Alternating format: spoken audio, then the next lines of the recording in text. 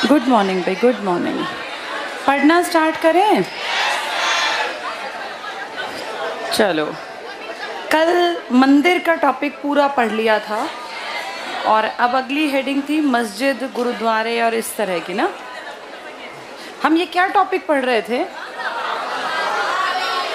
हमने कला में देखा था और कला में फिर कौन सा टॉपिक था ये? स्थापत्य। स्थापत्य का मतलब आर्किटेक्चर, जिसका या तो कोई किला या भवन या कोई मंदिर या कोई मस्जिद या गुरुद्वारा मिलेगा। और स्थापत्य को हमने देखा था कि हरियाणा में जो प्राचीन काल था इसके राजा भी एक्टिव थे, जो मध्य काल था इसके राजा भी, और जो ब्रिटिश थे ये लोग भी। फिर हमने डिटेल से अपने सारे मंदिरों को पढ़ा, किस मंदिर की क्या खासियत है। जैसे कलायत वाला मंदिर है, हमने पढ़ा था वो शालीवान नाम का राजा, कैसे वो एक उसको ये मिला था, श्राप मिला था, फिर उससे मुक्ति के लिए उसने मंदिर बनवाया। पंचरथ शैली पहली प्रेफरेंस में टिक करना, नाम मिले तो नागर शैली के साथ जाना। फिर ऐसे ही हमने पढ़ा था मध्यकाल में अपने यहाँ बहुत सारे ये जो विदेशी आक्रमणकारी बस गए थे, जिनमें कि गजनवी गौरी के बाद आने वाली दिल्ली सल्तनत वाले थे और बाद में आने वाले समय में हमने मुग़ल, जिन्होंने देखो पानीपत की काबुली बाग मस्जिद, फिर इसके आगे हमने बहुत चीज़ें पढ़ी थी। इसी तरह से ब्रिटिशर्स को देखे थे, इन्होंने कैंटोनमेंट का एरिया हमारे यहाँ सबसे पहले करनाल में, फिर आगे ले गए थे। हाँ, अब पिछले लगभग 3 दिनों से हम लगातार जो पढ़ रहे थे मंदिर पर फोकस चल रहा था और हमने देखा था कि 3 धर्म ज़्यादा दिखे थे, या तो हिंदू या जैन या बौद्ध। और इसके बाद जब अगला स्टेप जो था हमारा, जिसमें हमें पढ़नी है मस्जिद, इस मस्जिद को और सिखों के गुरुद्वारे को जैसे 2-4 दिन के ब्रेक के बाद मैं पढ़ाना चाहूँगी, क्योंकि एक बार मंदिर ना 3-4 बार अपने आप पढ़ लो। जैसे मैंने पढ़ा दिया, वो तो मेरी जिम्मेदारी थी, तुम्हें वो याद करने पड़ेंगे। जैसे एग्जाम में आ जाएगा पंचमुखी हनुमान मंदिर कहाँ है, वो कह देंगे पुरानी ईंटों का मंदिर कहाँ है। हरियाणा का सबसे प्राचीन मंदिर किस भगवान का है? अच्छा, तुम्हारे यहाँ एक मंदिर का नाम है स्थानेश्वर और एक मंदिर है थानेश्वर और एक मंदिर है सर्वेश्वर। ये सर्वेश्वर वाला किसने बनवाया? ये। और ये वाला, ये थानेश्वर वाला पुष्यभूति का है। इसके ऊपर काम हुआ था पहले बाबा श्रवणनाथ ने, फिर हरि गिरी गोसाई ने। इनमें से कौन सा खुद टूटता था खुद बनता था? सर्वेश्वर महादेव। किस भगवान का है ये? इसके चारों तरफ कौन सा सरोवर है वो? ये ब्रह्म सरोवर से ही घिरा हुआ है। और ऐसी भी मान्यता है कि ब्रह्मा जी खुद यहाँ किसकी पूजा करते थे? हाँ, शिव की या महेश की। तो मंदिरों को एक बार ना ढंग से अपने पार्ट पे तैयार कर लेना। फिर इसके बाद मस्जिद और सिखों के गुरुद्वारे पढ़ेंगे। उस बीच में जैसे सारी चीज़ें एक साथ पढ़ने से दिमाग में ना, जो पहली बार पढ़ रहे हैं वो कंफ्यूज हो जाएंगे। जो पुराना पढ़ा है उनको तो लगेगा आसान, लेकिन जो पहली बार पढ़ रहे हैं उन्हें लगेगा पता नहीं इतने मंदिर एक साथ कैसे याद रहेंगे। इसको 5-6 बार सेल्फ से रीड करो। 2 दिन बाद इसको मैं दोबारा से मस्जिद और सिखों के गुरुद्वारे जोड़ के इस थर्सडे फ्राइडे को वो पूरा करा दूंगी। कोई कुछ कह रहा था? ये हमारे जो मंदिर है ना, इनको बनाने का तरीका है। जैसे पुराने एक मंदिर थे, कई बार आपने देखा होगा ऐसे एक मंदिर होता था, कई बार इसके चारों कोनों में देखे नहीं भगवानों के इस तरह के मंदिर थे। हर जगह ऐसा नहीं है। जो पंचरथ या पंचायतन शैली थी ना, उसमें मेन मंदिर के अलावा भी इस तरह से मंदिर बनाए जाते थे। और जो नागर शैली वाले ज़्यादातर हैं वो सिंगल एक मंदिर बना के छोड़ दिया, बस एक मंदिर है। हमने बहुत बार देखा होगा गांव में इकलौता एक मंदिर मिलता है। कई गांव में ऐसा होता है, बड़ा सा कॉम्प्लेक्स है, बीच में मंदिर है, फिर साइड में कोई हनुमान जी का मंदिर, कोई शिव जी का मंदिर, कोई इस तरह के अलग अलग। तो ये अपने इंडियन एक तरीका था मंदिर बनाने का।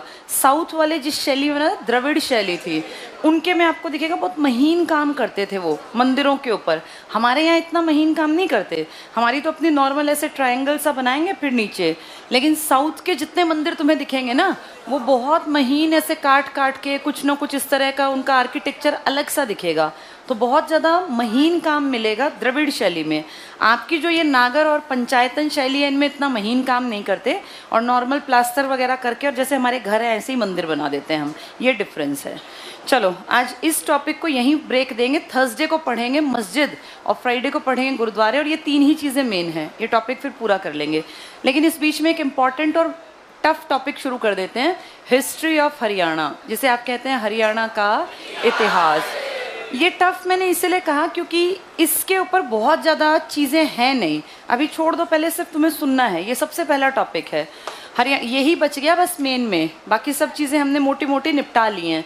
अब पेपर जब भी आएगा तो तुम्हें सारी चीज़ों का बेस क्लियर मिलेगा। इतिहास की बात करते हैं और सब लोग अपना सारा ध्यान यहाँ फोकस रखो। अगले कम से कम 10 से 15 दिन की क्लासेस अब इस क्लास के ऊपर डिपेंड करेंगी, क्योंकि इतिहास में कई चैप्टर हैं, सारे पढ़ेंगे अब इतिहास के।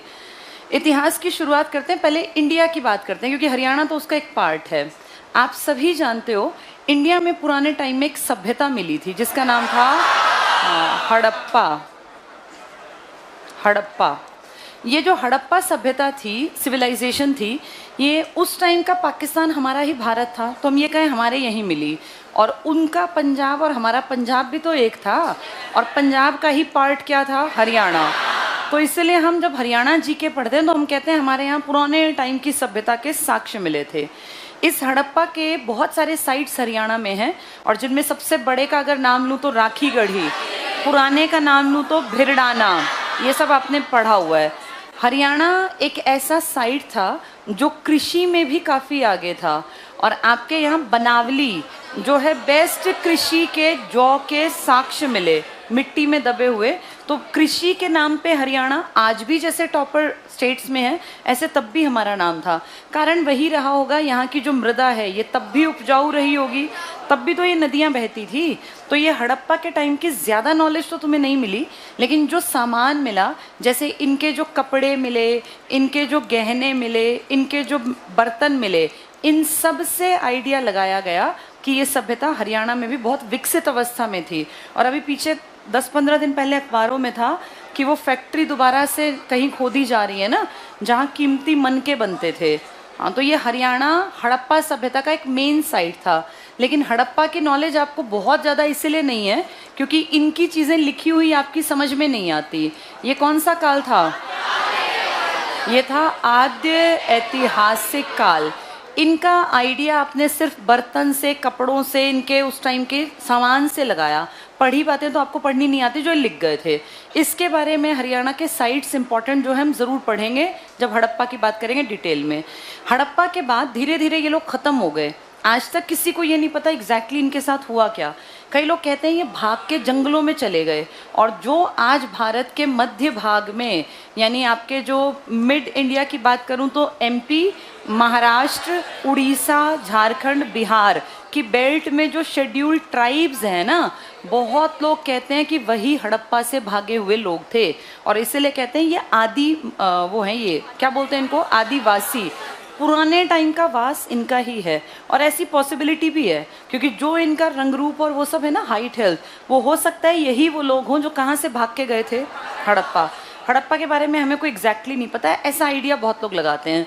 इस हड़प्पा के भागने का सबसे बड़ा कारण था इनके ऊपर विदेशी आक्रमणकारी आ गए थे, और ये विदेशी आने वाले लोग मध्य एशिया से अपनी गाय भैंस चराने के बहाने जगह जगह जगह, बहाने कह लो या उनकी भी मजबूरी मान लो, वहाँ से अपने जानवरों को लेके, मवेशी बोलते हैं जानवरों के झुंड को, इसमें गाय भैंस बैल भेड़ बकरी सब आ गए।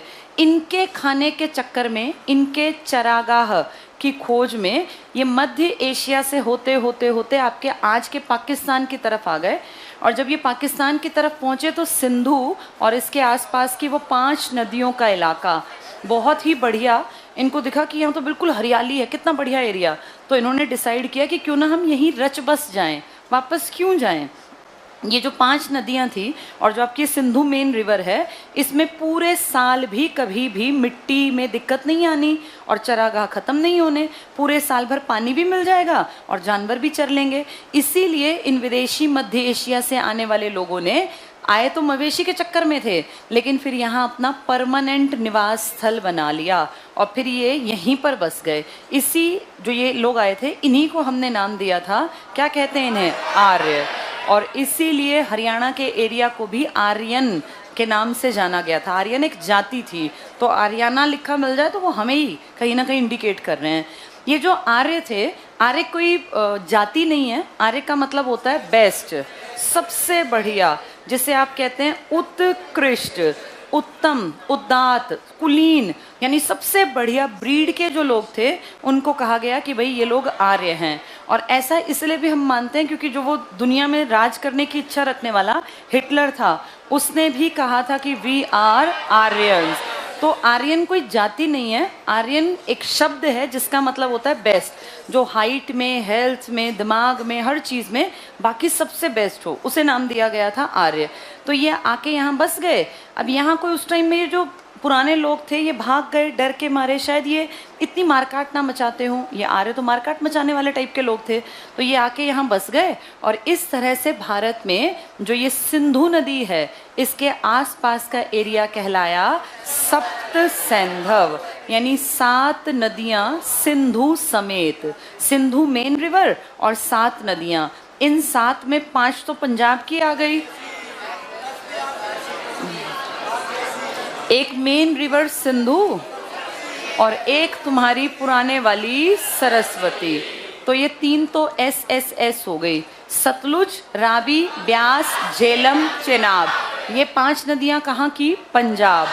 और एक तुम्हारी पंजाब के ऊपर फिर वो पाकिस्तान में जाने वाली सिंधु, और एक अब जो गायब है ये भी तो नदी थी, सरस्वती। इन सबको मिला के इसका नाम क्या पड़ गया, सप्त सैंधव। इनकी स्टार्टिंग के 500 साल ये यहीं रहे। 500 साल इनकी जितनी पीढ़ियां आई ये इन नदियों के आसपास, कभी आगे गए नहीं, क्योंकि इनकी भैंसों का चारा, इनकी गायों का चारा है, जो भी इनके जानवर थे, भैंस उस टाइम जाने गाय थी मेन, इनकी जो गाय थी या भेड़ बकरी थी, इन सब के लिए ये एरिया बहुत बढ़िया था। और फिर इनके लिए भी आसान था, यहाँ कुछ भी बीज डाला तुरंत से खेती तैयार हो गई, अपना भी पेट भर गया, अपने जानवरों का भी। इसीलिए स्टार्टिंग के 500 साल ये लोग इसी एरिया में काट गए। ये आपके यहाँ आए थे 1500 ईसा पूर्व में, और 1000 ईसा पूर्व तक ये इसी टेरिटरी में रहे। ये हरियाणा के नीचे नहीं उतरे, हरियाणा के एरिया के आगे ये यूपी तक गए ही नहीं तो इनको गंगा के बारे में नॉलेज हो जाती। इनको इस टाइम तक, आप ये मान लो कि आपके आसपास की नदियों में बात करें तो अब पंजाब का हिस्सा है तो 5 पंजाब वाली, और हरियाणा की उस टाइम की इंपॉर्टेंट रिवर थी सरस्वती। ये इस टेरिटरी से आगे बढ़े जब इनकी ज़रूरत बढ़ी, जब इनकी पॉपुलेशन बढ़ी, फिर इन्होंने सोचा कि हरियाणा के निचले क्षेत्र की तरफ आगे बढ़े, और आगे जाके कौन सा स्टेट आने वाला था, यूपी। और जैसे ही ये यूपी में एंटर हुए, यूपी बहुत ज़्यादा उपजाऊ था हमारे मुकाबले भी, क्योंकि यूपी में गंगा रिवर भी बहती थी। यूपी की उपजाऊ मृदा ने इनको अपनी तरफ अट्रैक्ट किया कि भाई यहाँ आके बसा जाए। और धीरे धीरे, क्योंकि इनकी आबादी बढ़ती जा रही थी, और इनकी आबादी बढ़ने के चक्कर में इनको प्रॉपर्टी चाहिए, क्योंकि जहाँ आदमी रहेंगे तो ज़मीन तो चाहिए ना, खेती की, जानवरों को बांधने की।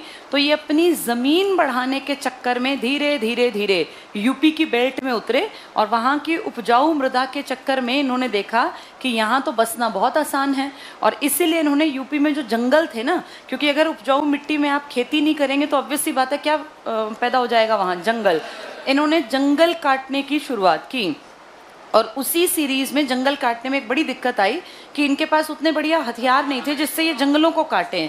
तो उस कहते हैं कि आवश्यकता आविष्कार की जननी है। जब ज़रूरत पड़ी तो ये अंदर यूपी की एक बेल्ट में गए जहाँ इनको ज़मीन के अंदर लोहा मिला। तो जब इन्होंने लोहा निकाला तो बहुत टाइट था, तो इनके दिमाग में आया कि क्यों ना इससे हम इस तरह के अपने हथियार बना लें, औजार बना लें, जो हम किसी को मार भी सकें और जंगल को साफ करने में, ख़त्म करने में हमें हेल्प भी मिले। यहाँ से 1000 ईसा पूर्व में आपके देश में लोहे को लोगों ने खोज लिया। लोहा ऑलरेडी था लेकिन आपकी ज़रूरत नहीं थी, दबा पड़ा था। अब आपकी ज़रूरत थी, आपने लोहे को खोजा, और इसके बाद ही आप देखो 950 के आसपास आपका युद्ध लड़ा गया है, महाभारत। तो महाभारत में जो वो कृपाण और वो सब चला रहे हैं हथियार, उन सब में लोहे का इस्तेमाल किया गया, क्योंकि लोहा इसी सीरीज में खोजा गया था। कब खोजा गया था? 1000 ईसा पूर्व में। और इस टाइम पर आपका महाभारत का युद्ध छिड़ा। इससे ये बात पता चलती है कि लोग जंगल भी काट रहे थे, एरिया के ऊपर लड़ने भी लगे थे, तभी तो आगे बढ़ रहे थे। और इसी कारण महाभारत का युद्ध हुआ था। सारा खेल जमीन का ही तो था। ये यही तो कह रहे थे 5 गांव दे दो। अब ये 5 गांव की बेल्ट साफ की गई थी, यहाँ से लकड़ियाँ जंगल हटाए गए थे इसीलिए। वरना अगर देखें 5 गांव ये नहीं दे रहे थे तो आगे चले जाते यूपी की तरफ, लेकिन उनको साफ करना एक बड़ा काम था। अब ये बसी हुई पूरी प्रॉपर्टी थी, इसके ऊपर लड़ाई झगड़े हुए। जो आपका ये इलाका था ना हरियाणा, इसके बारे में आपको इतनी नॉलेज कैसे कि यहाँ ऐसा हुआ? वैसे क्योंकि पुरानी किताबों में आपका नाम आया।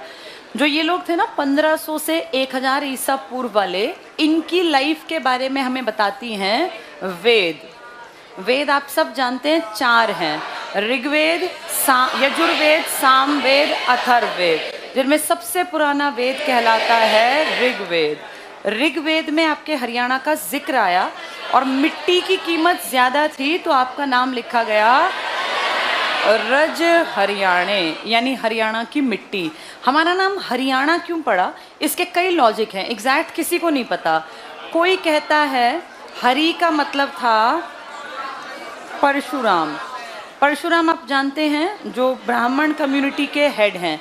हम मंदिरों में पढ़ के आए थे, परशुराम के पिताजी थे जमदाग्नि, जो देखो जींद की बेल्ट में अपनी तपस्या करते थे ना, तो इससे आइडिया लगता है कि शायद ये इनकी भूमि रही होगी। और परशुराम का ही एक अदर नेम था हरि, तो इसीलिए इसका नाम शायद हरियाणा पड़ा। ये एक सोच बताती है, और हो सकता है वो ब्राह्मण कम्युनिटी ने आगे बढ़ाई हो कि हमारे परशुराम जी का नाम हरि था और वो यहाँ रहते थे, इसलिए इसका नाम हरियाणा पड़ा। दूसरे लोग जो ब्रिज से जुड़ी पट्टी वाले हैं, इनका कहना है हरि का मतलब हमारे भगवान कृष्ण, और कृष्ण के भाई थे दाऊ, बलराम, जिनका मैंने बताया था कि जिनकी रिश्तेदारी रेवाड़ी में थी। तो कुछ लोगों का मानना है कि कृष्ण का यहाँ से एक अच्छा ताल्लुक था। फिर महाभारत के युद्ध में तो कृष्ण रहे ही यहाँ थे भाई। पूरा एरिया, जब वो कहीं भगवानों की पूजा करवाते थे, जब वो इसको भीम को लेके गए थे कि इसको ऐसे मारना है, ये सारा भी तो यहीं था। तो कई लोगों ने कहा हरि का मतलब क्या है? कृष्ण। तीसरे लोगों ने कहा हरि का इसको बताने का कारण है कि यहाँ बहुत ज़्यादा क्या मिलती होगी? हरियाली। हरा भरा अरण्य था यहाँ, जंगल। यहाँ अदिति वन और कमोधा वन, कई पुराने टाइम के वन थे। वन क्यों थे? क्योंकि किसी ने जंगल में लकड़ी नहीं काटी, तो जब तक वो वन थे, उन वनों के कारण यहाँ हरियाली थी, और इसलिए इसका नाम क्या पड़ा? हरियाणा। आगे जाके कुछ लोग कहते हैं कि आपके यहाँ अहीर जाति, अहीर वही भगवान कृष्ण, यादव, यदुवंशी, तो वो कहते हैं हमारी अधिकता के कारण इसका नाम पहले अहीर के नाम से अहीरियाणा, फिर अभियाणा, फिर बदल बदल के हरियाणा बन गया। अब सबने अपने हिसाब से जैसा जिसको लगा बता दिया, पर हरियाणा में कहीं ना कहीं ऐसी छवि आती है कि शायद या तो ये भगवान कृष्ण से जुड़ा। एक हरि का मतलब शिव भी होता है, हर, जैसे हर ना, हर हर महादेव, तो वो किसको कहते हैं? शिव। अब जो शिव जी के भक्त हैं वो कहते हैं हरियाणा हम हर के कारण हैं, हर हर महादेव से शिव के कारण। कोई कहता है हम हरियाणा हैं हरि के कारण, भगवान कृष्ण के कारण। कोई कहता है हम हरियाली के कारण हरियाणा बने, और कोई कहता है कि परशुराम का नाम हरि था और क्योंकि उनके पिता भी यहीं रहते थे तो परशुराम का बचपन भी यहीं बीता होगा, इसलिए हमारा नाम हरियाणा पड़ा। तो सबकी अपनी थ्योरी है, जिसने जो सोचा वो बता दिया। लेकिन कुछ बहुत बड़े लोगों ने आपके लिए जो यूज़ किए शब्द वो एग्जाम में आएंगे। जैसे पहला है ऋग्वेद में क्या नाम रखा गया आपका? आपका नाम रखा गया रज हरियाणा, रज हरियाणे। रज मतलब मिट्टी। फिर इसके बाद एक आदमी था जिसने कहा इसको, ये किताब लिखी बहु धानक्या, एक ने इसको कहा हरि धानक्या। जैसे हरि धानक्या, हरियाली थी बहुत ज़्यादा, और धन धान्य, धन धान्य होता है ये खेती वगैरह, ये बहुत ज़्यादा थी। हरियाली और धन धान्य की अधिकता, इसका मतलब बहुत ज़्यादा धान और इन सब की खेती करने वाला एरिया। जो महाभारत है ना, इसमें आपका नाम रखा गया है बहुधानक्य, और जो हरि धानक्य है ये आपको राहुल। राहुल एक बहुत घुमक्कड़ सांकृत्यायन, ये बहुत बड़े एक राइटर हुए, घुमक्कड़ प्रवृत्ति के थे, पता नहीं कहाँ कहाँ चोरी छिपे यात्रा करते थे। क्लास 10th या 9th में भी इनका एक संस्मरण है। जब ये नेपाल चले गए थे, चीन या नेपाल की तरफ कहाँ छिपते हुए रास्ते, ब्लॉक थे रास्ते, वहाँ कहाँ घूमते हुए वहाँ पहुँच गए। 9th क्लास की NCERT में इन्होंने भी हमारा जिक्र किया और किस नाम से बुलाया हमें? हरिधानक्या। ऐसे ही किसी ने हमें कहा कि ये हरियाणा तो श्रीकंठ जनपद है। ये कंठ बोलने वाला हमें था बाणभट्ट। और बाणभट्ट हमारे बारे में क्यों लिखेगा? क्योंकि राजा हर्षवर्धन इसको पैसा देते हैं, इसको अपने पास रखते हैं, खिलाते हैं, पिलाते हैं कि तू मेरे लिए किताबें लिख। और हर्षवर्धन के यहाँ रह के बाणभट्ट ने हमारे हरियाणा, क्योंकि हर्षवर्धन की राजधानी क्या थी पहली? थानेसर। बाद में खैर ये कन्नौज चला गया था, क्योंकि कन्नौज यूपी का इलाका और यूपी ज़्यादा रिच था। तो लेकिन शुरू में हमारा नाम जो यूज़ किया गया इसकी किताबों में वो क्या था? श्रीकंठ जनपद। और पहली बार एक आदमी ने हमें हरियाणऊ ये कहा था। ये कौन था? 2 आदमियों के नाम इंपॉर्टेंट है, एक तो श्रीकंठ वाले का और एक इसका जो बता रही हूँ, पुष्पदंत। ये पुष्पदंत और श्रीधर, ध्यान से सुनो, ये जैन समाज के पढ़े लिखे आदमी थे, तो इन्होंने किताबें लिखी अपने जैनियों के लिए। पुष्पदंत 10वीं शताब्दी में हुए, इसका मतलब 900 कुछ में इन्होंने किताब लिखी होगी। इनकी 3 किताबें फेमस है, जिनमें से एक में आपका जिक्र किया गया और पुष्पदंत ने आपके हरियाणा को हरियाणऊ लिखा। तो कहते हैं हरियाणा की सबसे पहली झलक जो दिखी, क्योंकि देखो इससे पहले या तो रज हरियाणा में थे आप, फिर ये तो देखो ऐसा लग रहा है पता नहीं चल रहा कि कौन से इलाके हैं। जहाँ हरियाणा स्पष्ट लिखा मिला वो किसकी किताब थी? ये जैनियों के लिखने वाले एक बहुत बड़े कवि थे, लेखक थे। इनकी 3 किताबें मिली हैं, 3 फेमस किताबें, जिनमें से एक में आपका पूरी तरह से नाम स्पष्ट लिखा इन्होंने कि हमारा इस एरिया का नाम हरियाणऊ है, हरियाणऊ। इस तरह करते करते ढेर नाम तुम्हारे पढ़ने में आए। फिर तुम अपनी किताबों की तरफ चले कि हमने अपनी किताबों में अपने आप को क्या कहा। तो इन वेदों के साथ साथ कुछ किताबें तुम्हारी लिखी गई थी। एक जिनको हम कहते हैं ब्राह्मण ग्रंथ, ये जाति नहीं है, ये किताब है, ब्राह्मण ग्रंथ। एक का नाम है आरण्यक और एक का नाम था उपनिषद। फिर किताब जब पढ़ी गई तो देखा गया हरियाणा तो हर एक जगह आया, क्योंकि इसी इलाके में माना गया कि भगवानों का जन्म हुआ था और इसको देव भूमि कहा जाता है हमारी नज़र में। वैसे हिमाचल प्रदेश कहता है वो है देवभूमि, लेकिन हम हरियाणा वाले कहते हैं कि ये देवभूमि है, क्योंकि यहीं से सभ्यता का जन्म हुआ और यहीं से भगवान ने किसकी शुरुआत की थी? ब्रह्म सरोवर की मिट्टी से ही तो शुरुआत हुई थी। ये हमारी अपनी कहना, हमारा अपना मानना है, इसको देश नहीं मानता, क्योंकि देवभूमि कहलाती है हिमाचल प्रदेश अगर देश के नज़रिए से देखो। लेकिन हम ये मानते हैं कि हमारी ये देवभूमि है, देवताओं की जन्मस्थली है और यहीं पे आपकी सभ्यता का जन्म हुआ। तो इसको सभ्यता का क्या कह देते हैं? हरियाणा सभ्यता का पालना है। वेदों में आपका जिक्र रज हरियाणा के नाम से ऋग्वेद में। ब्राह्मण ग्रंथ की बात करें तो कई ब्राह्मण ग्रंथ में आपके हरियाणा की मिट्टी का, यहाँ के लोगों का, और तो और तुम्हें अचंभा होगा ये भी लिखा हुआ है किताबों में उस टाइम की में कि सबसे सभ्य, सबसे मैनर्स वाले लोग, सबसे अच्छी भाषा बोलने वाले लोग इस मिट्टी में यहीं रहते थे। तो ये हमारे लिए प्राउड की बात है, क्योंकि आज हरियाणा को लोग कहते हैं लठमार भाषा, इनको बोलना नहीं आता, तमीज़ नहीं है, इस तरह की बातें। लेकिन मैं झूठ नहीं बोल रही, किताब ऐसा कहती हैं कि इस धरती पर सबसे सभ्य, सबसे सुसंस्कृत, सबसे काबिल लोग जो थे वो इसी मिट्टी में थे।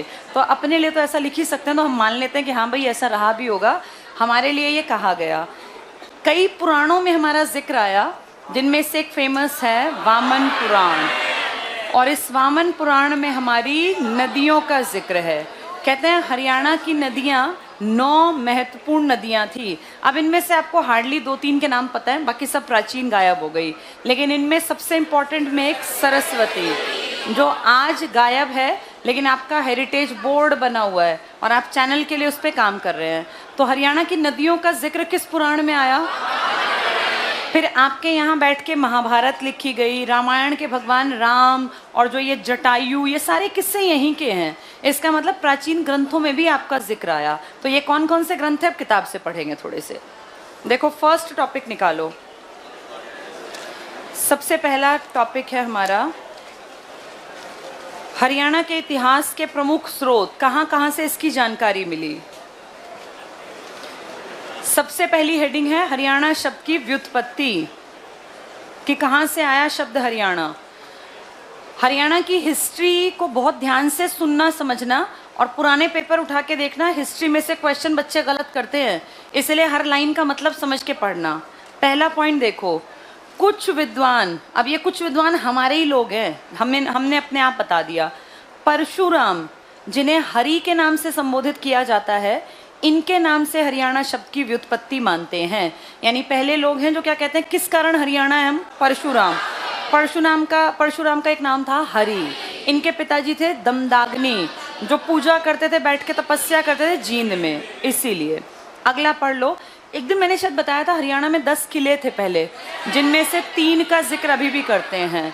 ऐसा मानते हैं कि जो ये इलाका था ना पूरा, बहुत बढ़िया इलाका, इसके बाहर की तरफ ऐसे एंट्री पे गेट बड़े बड़े थे, लेकिन अब इनमें से कोई साक्ष्य नहीं बचा। और ऐसे कितने गेट बताते हैं ये? 10, कि यहाँ 10 गेट थे। 10 जैसे अंदर शायद बहुत बढ़िया आबादी रहती होगी, पर दिक्कत ये थी कि जबकि ये बात बताते हैं ना, तब लोग मिट्टी से चीज़ें बनाते थे और मिट्टी की चीज़ के साक्ष्य रहते नहीं हैं, इसलिए इनके बारे में हमें कंफर्म नहीं है। ये पढ़ लो अगला पॉइंट। अन्य कुछ विद्वान हरियाणा शब्द की व्युत्पत्ति दशार्ण यानी 10 किलों के शब्द से बना हुआ मानते हैं। ये 10 किले तो 10 गेट थे, इनके अंदर किले थे, तो बहुत बढ़िया इलाका था, पर इसका कोई साक्ष्य हमारे पास आज है नहीं। 10 किलों के बारे में कहा गया, दशार्ण। हरियाणा शब्द का सबसे पहला उल्लेख ऋग्वेद में हुआ। ये इंपॉर्टेंट पॉइंट है, क्योंकि ये लिखित में मिल गया हमें किले नहीं मिले ना, हमें ये कंफर्म कि हरियाणा परशुराम जी के कारण, ये हमारे पास कंफर्म है। सबसे पहला उल्लेख ऋग्वेद में रज हरियाणा के नाम से के रूप में हुआ। ये इंपॉर्टेंट है, क्योंकि इसके लिए आप कुछ भी कह सकते हो कि हाँ ये लिखा हुआ है। अगला पॉइंट, हरियाणा की वैदिक भूमि को भारतीय संस्कृति और सभ्यता का पालना कहा जाता है। जैसे दुनिया की सभ्यता का पालना क्या है? नहीं, दुनिया की सभ्यता का पालना कौन है? दुनिया की सभ्यता का पालना जिसको आप कहते हैं ग्रीस, या जिसको आप कहते हैं, हाँ, पुराने टाइम में इसको ग्रीस कहते थे, अब इसका नाम क्या है? यूनान। एथेंस गेम्स नहीं सुने तुम लोगों ने? ओलंपिक, ये लिख लो, कहीं लिखो। यूरोप की सभ्यता का पालना, वो तो कहते हैं पूरे मानव सभ्यता का।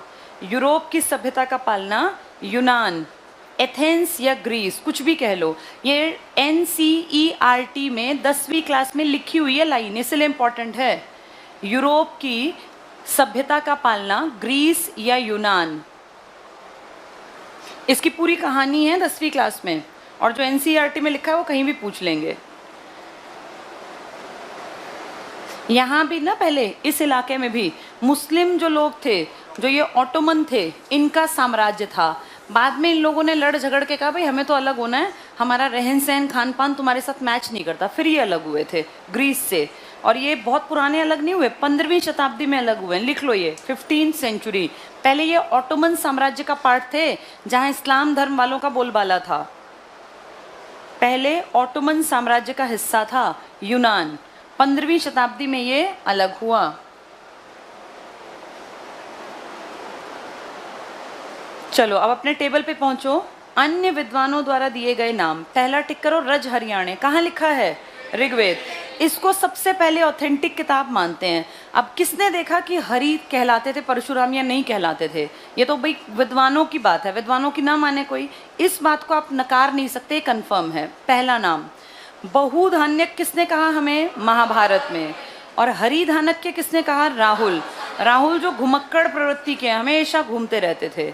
श्रीकंठ जनपद किसने कहा हमें? हर्षचरित। हर्षचरित किताब किसने लिखी है? बाणभट्ट। यहाँ लिख लो बाणभट्ट। तो हमें ये नाम बाणभट्ट ने दिया अपनी किताब हर्षचरित में।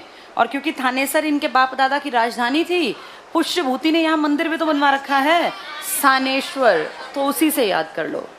हरियाल हमारा नाम एक हिस्ट्री लिखने वाले आदमी ने दिया, जिसका नाम था यदुनाथ सरकार। इनकी किताबें पढ़ते हैं लोग हिस्ट्री के ऊपर, इन्होंने हमारा नाम दिया हरियाल। ऐसा लग रहा है घड़ियाल, इस टाइप का ना, हरियाल। तो यदुनाथ सरकार। हरियाणा या हरियाणा किसने लिखा हमें? पुष्पदंत। ये पुष्पदंत जो है ना, ये जैन कवि भी हैं, लेखक भी हैं। इंपॉर्टेंट है ये, मोस्ट इंपॉर्टेंट में है पुष्पदंत, बहुत बार आ चुका। जैन कवि प्लस लेखक पुष्पदंत, ठीक है, इंपॉर्टेंट में है। अगला हरना सिर्फ पढ़ लो, कृष्ण ने हमें हरना कहा, महाराज कृष्ण ने। आर्यना, ये भी इंपॉर्टेंट है क्योंकि पढ़ा लिखा आदमी है जिसने रिसर्च किया, HR गुप्ता। इन्होंने हमें कहा कि आर्य यहाँ बसे थे ना, इसलिए हमारा नाम क्या रख दिया, आर्यना। आर्यना किस प्रोफेसर ने कहा हमें, HR गुप्ता। किसने कहा कि भाई यहाँ तो बहुधानक्य है, और किसने कहा हरि धानक्य, और किसने बहु कहा, महाभारत काल में। और राहुल ने क्या कहा, हरि। बहु पहले शब्द आया, हरि बाद में आया। अगला पॉइंट टिक कर लो, अभीरयाणा। अभीर मतलब अहीर, अभिर से अहीर याद कर लेना। तो अहीर या अभिरयाणा डॉक्टर बुद्ध प्रकाश ने कहा। ये पेपर में आ जाएंगे, बहुत बार आ चुके। बताओ हरियाल किसने कहा, घड़ियाल जैसा, यदुनाथ। यदुनाथ जी हिस्ट्री लिखते हैं। एक डॉक्टर थे जिनका नाम था HR गुप्ता। क्या नाम दिया हमें, आर्यना। किसने हमें कहा, ये डॉक्टर बुद्धदेव ने हमें क्या कहा, क्या कहा, अभीर। अभीर मतलब अहीर, अहीरों की भूमि। किसने हमें श्रीकंठ जनपद कहा, हाँ, वो किसके लिए लिखते थे, हर्षवर्धन के लिए। किताब का नाम हर्षचरित। बहुधानक्या किसने कहा, और हरिधानक्या, और रज हरियाणे। पुष्पदंत किस इसके थे, धर्म के, जैन। इन्होंने हमें क्या कहा, हरियाणाऊ।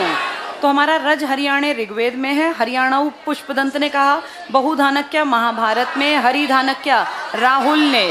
श्रीकंठ जनपद हमें इस बाण भट्ट ने कहा। सारे इंपॉर्टेंट हैं ये। बुद्ध प्रकाश ने अभीरों से हमें अभिरयाणा, और आर्यना किसने कहा हमें, HR ने। अच्छा, यदुनाथ जी ने हमें क्या कहा,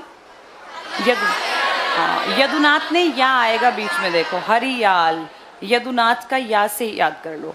नीचे आ जाओ, हरियाणा शब्द के भिन्न भिन्न रूप पढ़ लो। हरियाणा मतलब हरि का अरण्य। तो कुछ लोग कहते हैं भगवान कृष्ण हरि थे। हर का आयन तो शिव जी का, हर हर महादेव तो शिव जी से। वैसे भी शिवालिक का मतलब जो है वो शिव जी का घर ही तो है, और हमारे यहाँ रेंज है।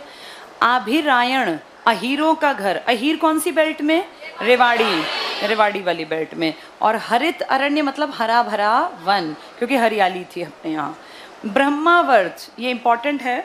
जैसे सप्त सैंधव था ना, इसको एक बोर्ड पे देख लो। जैसे सप्त सैंधव कौन सी नदियों के आसपास का,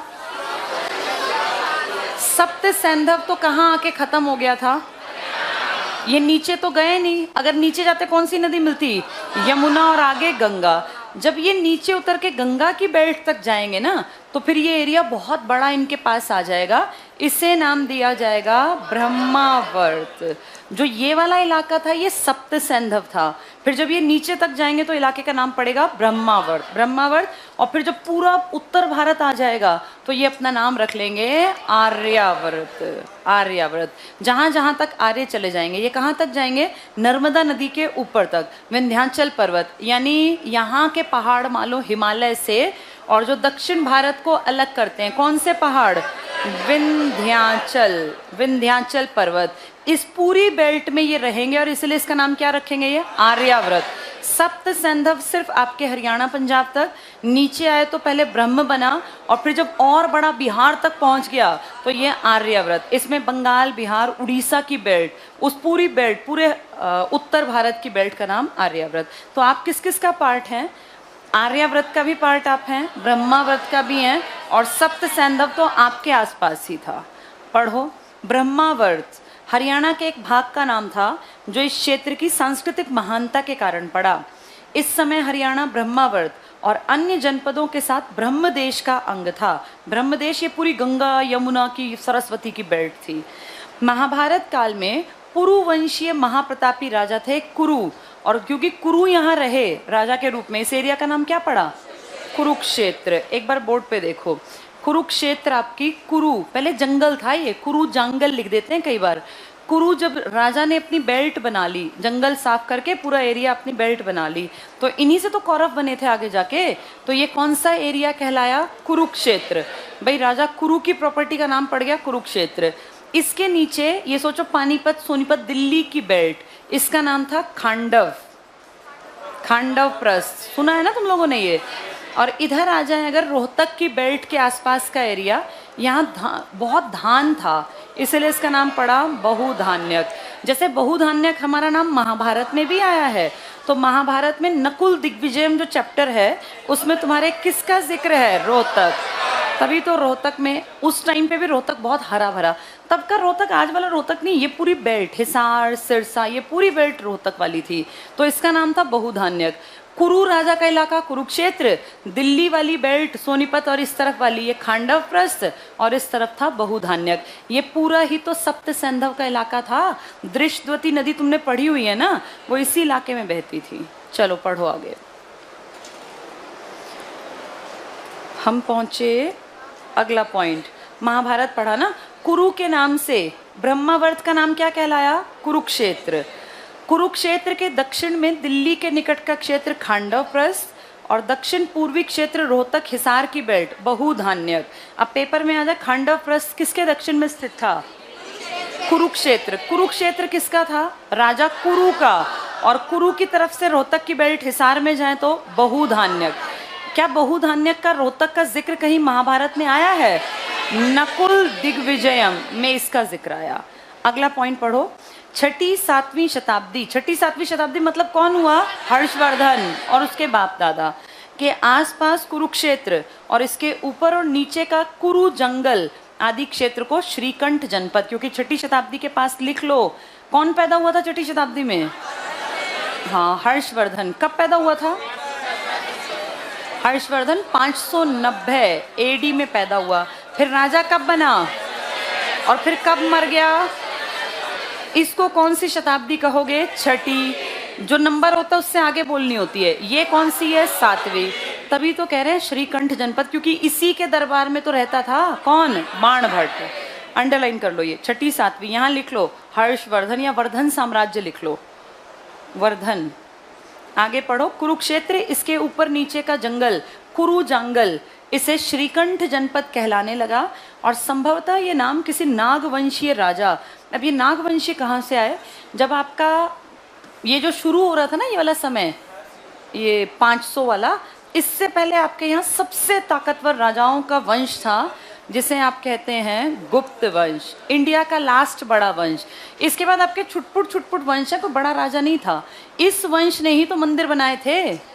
जो आप ये इतने मंदिर पढ़ रहे हैं, किस वंश की देन है ये? गुप्त। मौर्यों के बाद इंडिया में सबसे ताकतवर जो आए गुप्त। इसके बाद कोई इतना ताकतवर नहीं था। और ये हर्षवर्धन सिर्फ उत्तर भारत का राजा था, ये दक्षिण की बेल्ट पे जीत नहीं पाया। इन लोगों ने जब भारत पे राज किया ना, उस टाइम ये पूरी बेल्ट इनकी थी और यहाँ के राजा भी इनके। समुद्रगुप्त का नाम सुना है तुमने? जिसने 9 तो उत्तर भारत के राजा और 12 दक्षिण भारत, और उसने अपनी नीतियों को इस पे लिखवाया था, जो ये इस तरह के स्तंभ थे। हाँ, हरिशेन ने प्रयाग प्रशस्ति लिखी थी। तो ये गुप्त के तो राजा थे ये। इस टाइम पर तुम्हारे भारत में 3 वंश थे। एक तो गुप्त जिसका हर जगह सिक्का चलता था, एक इस तरफ महाराष्ट्र की बेल्ट गुजरात की बेल्ट में थे, इनका नाम था वाकाटक, और एक छुटपुट से एरिया में कहीं कहीं थे जिनका नाम था नागवंश। ये बड़े चालाक थे गुप्त वाले, इन्होंने नागवंश में भी शादी ब्याह कर लिए और वाकाटक में भी शादी ब्याह कर लिए। इस तरह से ये पूरी प्रॉपर्टी के मालिक फाइनली कौन बन गए? गुप्त। गुप्त लोगों ने इसीलिए भारत पर, नागवंश का नाम भारत में बड़े लेवल पे नहीं पढ़ते ना वाकाटक का, लेकिन इन गुप्तों ने, इस गुप्त ने अपनी बेटी की शादी, इकलौती बेटी थी इसकी, इसने अपनी बेटी की शादी किसके साथ की थी? वाकाटक के राजा। और अजीब बात है, वाकाटक वाला कुछ महीने बाद ही मर भी गया हो ना, इसी ने मरवाया होगा, प्रॉपर्टी के लिए ऐसा किया होगा। ऐसे ही नागवंश में इसने अपनी बेटे की शादी कर दी। तो ये जो नागवंश वाले थे ना, इन्होंने हरियाणा के बारे में कुछ कहा है जो तुम अब पढ़ रहे हो। पढ़ के देखो क्या बता रहे हैं कि श्रीकंठ जनपद कहलाने लगा। शायद ये नाम किसी नागवंशीय राजा ने दिया था, लेकिन ये संभवतः है। तुम्हें किसकी किताबों में लिखा मिला? ये बाणभट्ट। यहाँ लिख लो श्रीकंठ के ऊपर बाणभट्ट। हमें नाम लिखा मिला बाणभट्ट, लेकिन बाणभट्ट इतना थोड़ी ना कि वो राजा की तरह नाम देगा। नाम किसी राजा ने दिया, शायद किस वंश के ने? नागवंश। क्या ये 2 पॉइंट क्लियर हो गए? नाम देने वाला राजा होता है, लिखने वाला लेखक होता है। लेखक कौन था? बाणभट्ट। किसके दरबार में था? लेकिन ये नाम किसने दिया होगा? शायद नागवंश के पुराने किसी राजा ने। अगला पॉइंट देखो, 10वीं शताब्दी के प्रसिद्ध जैन कवि, बहुत इंपॉर्टेंट, 10वीं शताब्दी जैन कवि पुष्पदंत। रोहतक के आसपास रहते थे। इनका ग्रंथ है महापुराण, डबल टिक कर लो। 3 फेमस किताबें हैं उनकी, जिनमें से हमारे लिए बस एक ही है, क्योंकि इसी में हमारा नाम आया, महापुराण। ये पुराण नहीं है, पुराण तो अलग है। पुराण कितनी है? 18। किसने लिखी है? वेद व्यास। इस आदमी ने, जो कि जैन धर्म को मानता है, इसने महापुराण नाम की किताब लिखी है, जो कि पुराण नहीं है। ये टिक कर लो, महापुराण। ये इसने 10वीं शताब्दी में लिखी। इसमें इसने अखिलीय परिपालीय हरियाणाऊ ऐसे शब्द लिखा। इसमें हमारा कौन सा शब्द छलक गया? हरियाणा। तो इसने अपनी किताब में हमें हरियाणा शब्द का प्रयोग किया। अब पूछेंगे, क्या किसी जैन कवि लेखक ने हरियाणा शब्द का प्रयोग किया है? 10वीं शताब्दी में पुष्पदंत ने। किताब का नाम महापुराण। पुराण से गलत फहमी होती है कि हिंदू की किताब है, लेकिन किसकी है ये? जैन की। ये इंपॉर्टेंट पॉइंट था। तो हरियाणा आपका नाम। इसके बाद से 14th सेंचुरी जब आई ना, 14th सेंचुरी मतलब कब? 1300। जब आपके यहाँ शहर नहीं बसे थे, कौन कौन से? हिसार और फतेहाबाद। तब के बाद से आपका नाम पड़ गया हरियाणा। तब से आज तक आपको हरियाणा कह रहे हैं। यानी 14वीं शताब्दी में जब ये बड़े बड़े शहर बसे, नहरें बनी, रजवाहे और ये नहीं बनी थी नहरें, उस टाइम के बाद से हमारा ये नाम पक गया। तब से हमें लोग हरियाणा कहते हैं। उससे पहले कोई हमें हरियाणाऊ बोलता था, कोई हमें बहुधानक्या बोलता था, कोई श्रीकंठ जनपद बोलता था। यहाँ के बाद आपका नाम ये चला। अगला पॉइंट देखो, हरियाणा के प्रसिद्ध जैन कवि श्रीधर भी हुए। तो जैनियों के 2 कवि फेमस हैं, एक श्रीधर और एक पुष्पदंत। श्रीधर ने क्या किया? पढ़ना। इनकी पुस्तक का नाम इंपॉर्टेंट नहीं है, फिर भी पढ़ लो। पासाणाऊ चरियू में इस प्रदेश को हरियाणाए नाम से संबोधित किया। लिख लो, ये टिक कर लो, हरियाणाए। लेकिन इन्होंने बाद में किया ये काम, इनसे पहले ये काम कर चुके हैं पुष्पदंत। तो देखा देखी लिखना बड़ी बात नहीं है, पहली बार लिखना बड़ी बात है। किसने लिखा जैनियों में? पुष्पदंत। हर्षवर्धन के दरबारी ने क्या लिखा आपको? श्रीकंठ जनपद। ये नाम शायद किसी राजा ने दिया था, नागवंश के ने। आपका नाम ऋग्वेद में किस नाम से आया? एक घुमक्कड़ आदमी था, राहुल सांकृत्यायन। क्या बोला वो हमें बोला हरिधानक्या। बहुधानक्या हमें महाभारत। कुरु जंगल के नीचे दिल्ली का इलाका क्या था? खांडवप्रस्थ। और ये रोहतक हिसार वाला बहुधानक्या। कितने किले मानते हैं यहाँ थे? 10 किलो में 10 दुर्ग थे, जिनको पुराने टाइम में कहा जाता कि हरियाणा की सेफ्टी थे वो। चलो आगे पढ़ेंगे। 14वीं शताब्दी के बाद इस प्रदेश का नाम हरियाणा के रूप में ही प्रयोग आने लगा। तो तुम्हारा नाम एज इट इज कब से चला आ रहा है? 14वीं शताब्दी। तब कौन था, किसका राज था? हाँ, ये तुगलकों का काल था, जब तुम्हें ये नाम पक के मिल गया भाई ये हरियाणा ही कहलाएगा। क्योंकि इस टाइम तुम्हारे यहाँ शहर बसने लग गए थे, तो तुम्हारे नाम की आइडेंटिटी इंपॉर्टेंट। यहाँ लिख लो, ये किसकी क्या लिखोगे यहाँ? फिरोज शाह अकेला मत लिखो, लिख लो दिल्ली सल्तनत, तुगलक वंश। क्योंकि सल्तनत ने तुमसे पैसा कमाया, बलबन भी तुम्हारे यहाँ बहुत एक्टिव था। लिख लो दिल्ली सल्तनत। इस टाइम पे तुम्हें नाम मिल गया था। तो 1206 के बाद से थोड़ा थोड़ा काम होने लगा, और 14वीं शताब्दी में कंफर्म हमारा ये नाम कि भाई पक गया, ये हरियाणा है। पहले कोई हरियाणाऊ, कोई रज हरियाणे, कोई श्रीकंठ जनपद, बहुधानक्या, पता नहीं क्या क्या नाम थे। चलो आगे पढ़ना। यद्यपि एक अलग राज्य के रूप में हरियाणा की स्थापना कब हुई है? 1 नवंबर 1966। लेकिन एक विशिष्ट सांस्कृतिक इकाई के रूप में इसका अस्तित्व प्राचीन काल से ही रहा है। ऐतिहासिक स्रोत पे आ जाओ। सबसे पहली हेडिंग टिक कर लो, साहित्यिक सामग्री। साहित्य में क्या आता है? किताबें। किताबों में तुम्हारा नाम अभी हमने पढ़ा तो था, रज हरियाणे, श्रीकंठ जनपद। ये पुष्पदंत किसी के कान में बता के गया था क्या? इसने भी तो किताब में ही लिखा था। किस किताब में? महापुराण। तो वही साहित्य, दोबारा जो पढ़ा वही सब है। पहला पॉइंट देखो, वैदिक साहित्य। अधिकांश इतिहासकारों का मत है कि अधिकांश वैदिक साहित्य, अंडरलाइन करो फटाफट से, वेद, ब्राह्मण। ये ब्राह्मण जाति है या किताब? जो वेदों को आसान बनाए वो किताब ब्राह्मण कहलाई। लिख लो यहाँ, वेदों को आसान बनाने वाली बुक थी ब्राह्मण। जैसे शतपथ ब्राह्मण, ऐतरेय ब्राह्मण, तैतरीय ब्राह्मण, कई ब्राह्मण थी। ब्राह्मण किताबें आसान, जैसे कुंजी नहीं होती भाई 10वीं क्लास में चैप्टर समझना आए तो गाइड से पढ़ लेते हैं, कुंजी से हेल्प बुक होती हैं, ऐसे ही वो थी। उस टाइम की हेल्प बुक का नाम क्या रख दिया था? ब्राह्मण। आसान थी वो। उपनिषद का मतलब होता है पास बैठ के, अपने गुरु के समीप बैठ के ज्ञान हासिल करना, फिर लिखना। उपनिषद। कितने उपनिषद हुए? 108। लिख लो यहाँ 108। और आरण्यक मतलब जो जंगलों में जाके लिखे गए ज्ञान हासिल करके। मनु, कौन मनु? मनु एक आदमी था जो कौन सी शताब्दी में ज़्यादा दिखाई दिए काम? दूसरी शताब्दी एडी वाली में। और कहते हैं कि मनु ब्राह्मणों से बहुत लगाव रखता था और उसने कहा कि दुनिया में सबसे आगे जो कम्युनिटी है वो कौन है? ब्राह्मण। और वो बहुत चिढ़ता था शूद्र से, इसलिए बहुत लोग जब इस तरह की बातें होती हैं जात पात की तो कहते हैं मनुवादी सोच वाले लोग हैं। मनुवादी कौन? जो ब्राह्मणों को सबसे ऊपर रखते थे। तो मनु के अनुसार क्या कहता है मनु? देखें, मनु के अनुसार इस प्रदेश का अस्तित्व देवताओं से हुआ है। टिक कर लो ये। इसने अपनी किताब में लिखा कि भाई यहाँ देवता उन्होंने बनाया ये। इस प्रदेश को ब्रह्मावर्त नाम दिया गया था। ब्रह्मा ने ही तो मिट्टी से यहाँ सृष्टि बनानी शुरू की, तो क्या नाम पड़ गया? ब्रह्मावर्त। ये मनु के अकॉर्डिंग। अगला टिक करो, स्कंद पुराण। कितने पुराण हैं? 18। ये वेद व्यास की हैं। क्या कहते हैं? स्कंद पुराण के कुमारिका खंड में चैप्टर में हरियाणा के लिए हरियाला शब्द का उल्लेख मिलता है। तो हमारे हरियाणा को क्या शब्द दिया गया? हरियाला। हमें हरियाणाऊ किसने कहा था? किस शताब्दी के बाद हमारा नाम पका हुआ है? बिल्कुल यही। ठीक है, तो ये कुमारिका खंड में स्कंद पुराण में हमें हरियाला। नेक्स्ट टिक करो, ब्राह्मण ग्रंथ जो किसको आसान बनाते हैं? वेदों को। अंडरलाइन कर लो। ब्राह्मण ग्रंथों में ऋग्वेद में शतपथ ब्राह्मण, ये किसी वेद को आसान करने की किताब है। शतपथ ब्राह्मण, ऐतरेय ब्राह्मण आसान करने की बुक। छांदोग्य उपनिषद जो गुरुओं के पास बैठ के लिखे थे, 108 किताब।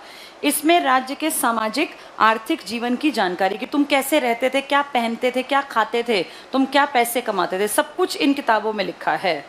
नेक्स्ट करना, महाभारत ग्रंथ की रचना हरियाणा के कुरुक्षेत्र में महर्षि वेद व्यास द्वारा की गई। और इसी का चैप्टर क्या है? वो नकुल दिग्विजय, जिसमें किस शहर का? रोहतक का। रोहतक का उस टाइम नाम क्या रहा होगा? बहुधानक्या। दिल्ली के आसपास खांडव, और ये क्या थे? कुरुक्षेत्र।